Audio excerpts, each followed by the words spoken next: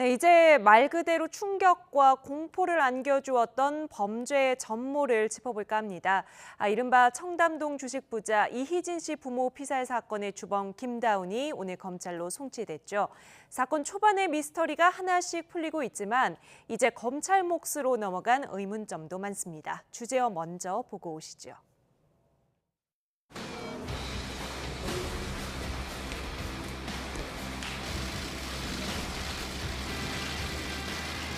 18년 3월경부터 피해자 주거지 외부를 촬영하는 등 범행을 준비하였으며 서울에서 구매한 위치 추적기를 이용하여 4번에 걸쳐 피해자의 위치를 확인하고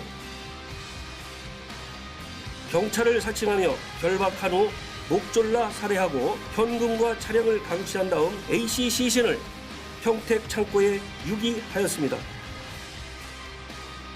범행 후 3주 동안 뭐 하고 계셨습니까? 제가 안 죽였습니다. 피해자들한테 할 말씀 없으세요? 억울합니다. 어떤 점이 억울하신 건가요? 제가 안 죽였습니다. 기획사 범죄였나요?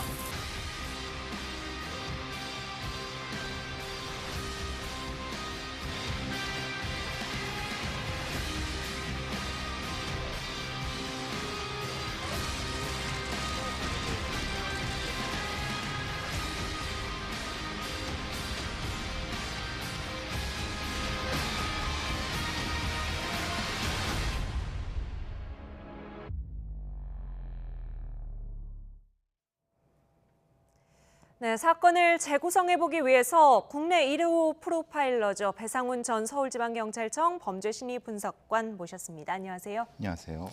네, 일단 피의자 김다운은 공범들이 우발적으로 살인한 거다 계속해서 주장하고 있습니다만 경찰의 최종 판단은 다른 거죠. 예, 1년 전부터 돈을 노리고 치밀한 계획에 의해서 그리고 또 공범들을 고용해 갖고 청부살인범들을 고용해서 한 강도 살인이라는 게 경찰의 판단입니다. 계획적인 강도 예. 살인이다. 네, 그럼 경찰의 수사 결과 발표를 직접 들어보고 오겠습니다.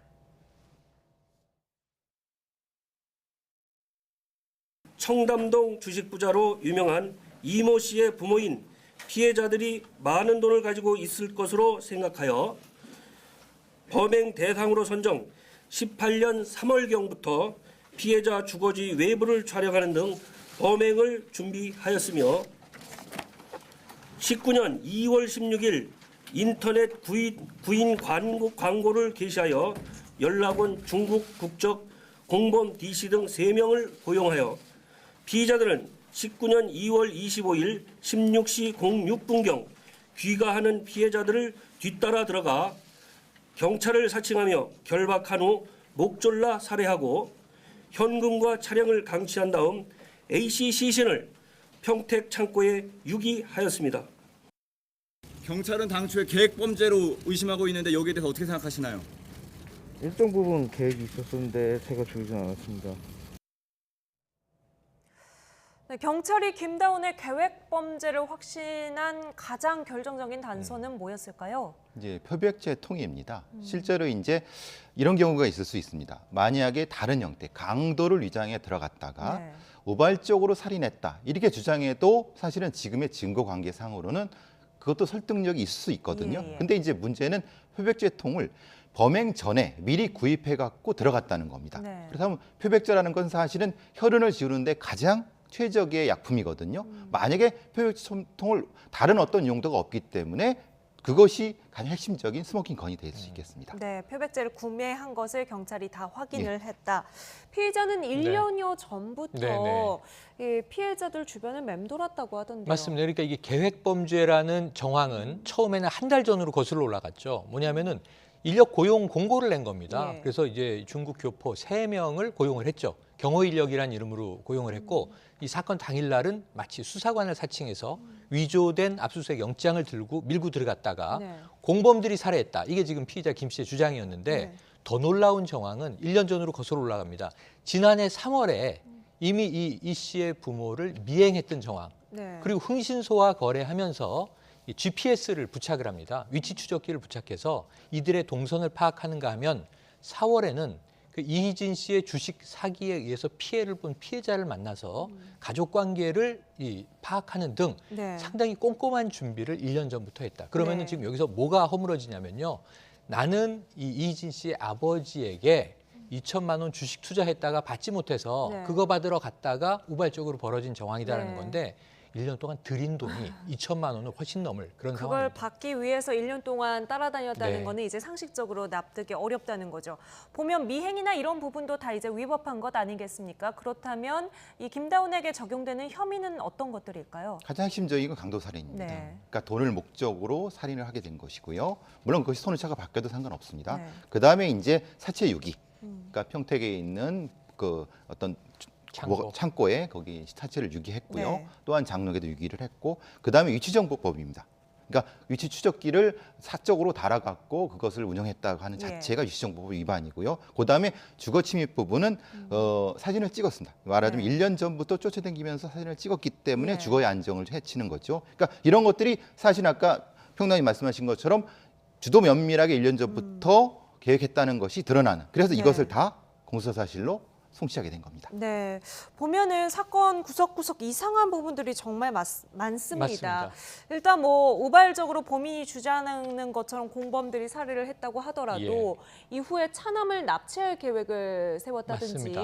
또 어머니를 본인이 이제 한 피해자를 가장해가지고 맞습니다. 아들과 문자를 주고받았다 이런 네. 부분들은 사실 납득하기 어렵거든요. 그러니까 이제 피의자 김 씨는 무슨 진술을 했었냐면요. 그럼 왜 이희진 씨 동생을 만났는가? 이게 사실은 검거되기 직전에 만납니다. 그런데 이제 이 어머니가 마치 이제 외국에서 온 청년 사업가를 만나보라는 식으로 자신이 어머니의 핸드폰으로 아들에게 문자를 보내놓고 네. 자기가 만난 거예요. 네. 식사하고 헤어졌다고 합니다. 별 네. 이야기도 나누지 못하고 본인은 유족에게 사죄하려고 했다. 네. 그런데 그 사죄를 하는 것에 실패해서 그다음에 밀항을 시도했다. 좀 오락가락한 정황 진술을 해요. 예. 팩트는 아직 확인되지 않았습니다만. 그런데 저는 경찰 발표에서 제일 미스테리 하나는 이 5억 원이 있는 줄 모르고 진입했다라는 대목이에요. 네. 사실은 5억 원을 강탈해 나오거든요. 강도 살인입니다.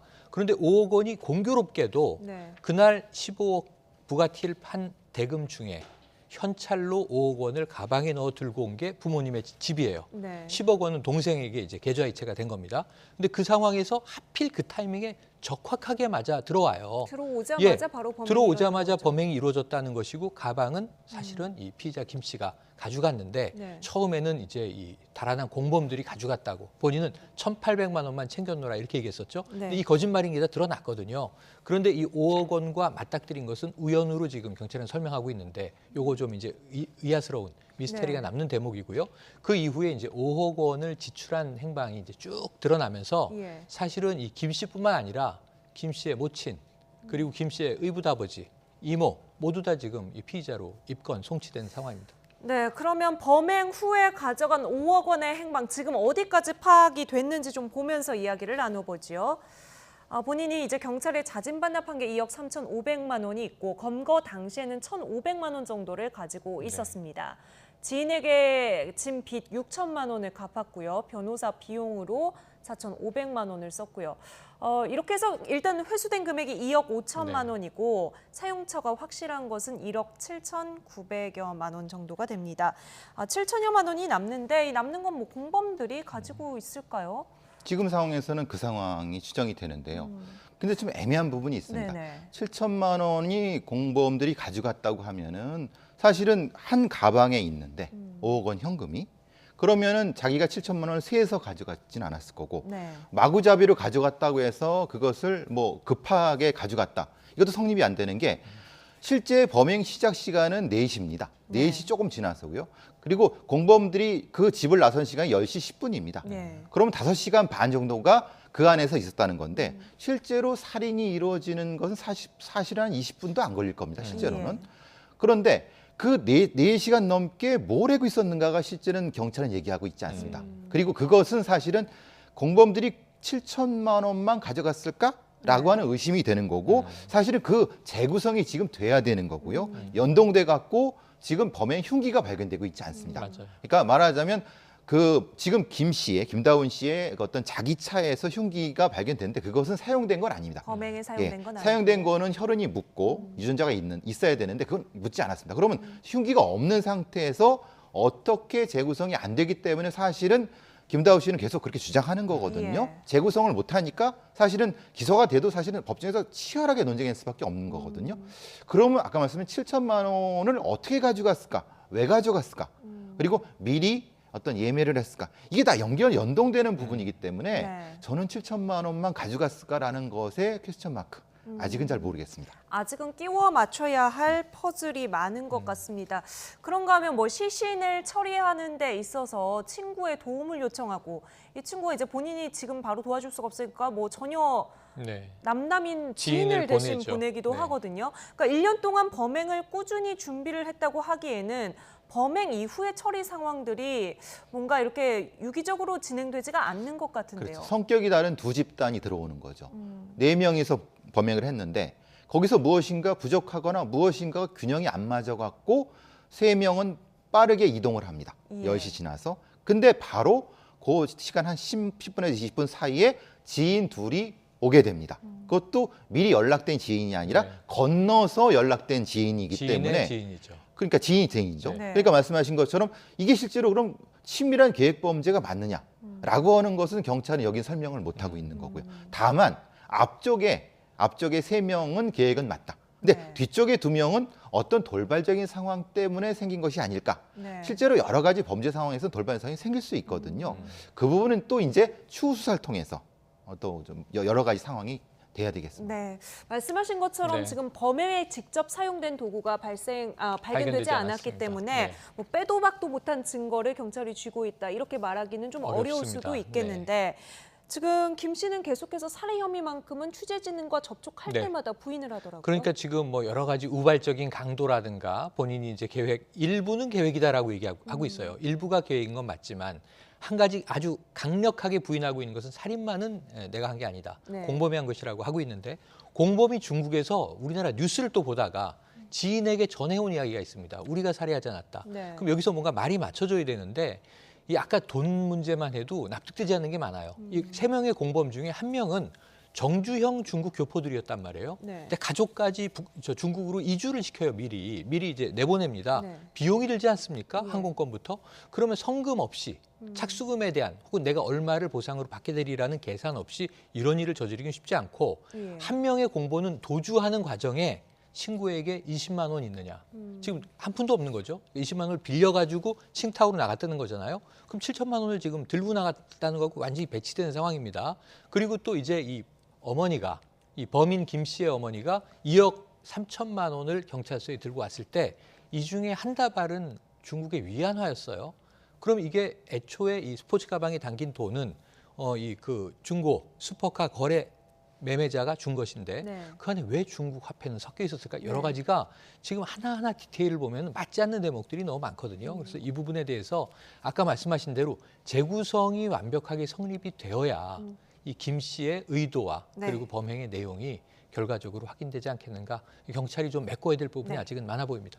배 교수님 보시기에는 이번 사건에서 가장 개인적으로 이상한 점, 납득되지 않는 점은 무엇인지 앞으로 어디에 수사의 초점이 맞춰져야 된다고 보십니까? 기본적으로 그 공간 시간이 너무 길습니다. 그러니까 첫 범행을 하고 4시에 하고 10시에 나간 부분 네. 그 안에서 어떤 일이 벌어졌나에 대한 거를 사체에 나온 상흔과 상흔을 재구성하게 되면은 어떤 형태든 범행의 방식이 설명이 될 겁니다. 네. 그 부분이 먼저 설명이 되는 거고요. 그 다음에 여러 가지 면에서 왜 위치 추적기를 달고 돌아댕긴 그 위치를 보게 되면 실제의 김다운 씨가 어떤 형태의 범행을 모의했는가가 나오는 겁니다. 네. 그리고 그 다음에 이제 공범 세 사람의 어떤 그 동선을 보게 되면은 네. 실제의 그냥 종범인지 아니면 실제로 종범을 가장한 공범인지가 판단이 되거든요. 네. 그 세 가지가 핵심적인 포인트라고 보여집니다. 네, 앞으로의 수사를 통해서 그야말로 범죄의 재구성이 다시 되어야 될 것 같습니다. 나이트 포커스 오늘 여기서 마치죠. 지금까지 최영일 시사평론가 배상훈 교수와 함께했습니다. 두 분 오늘 말씀 감사합니다. 고맙습니다.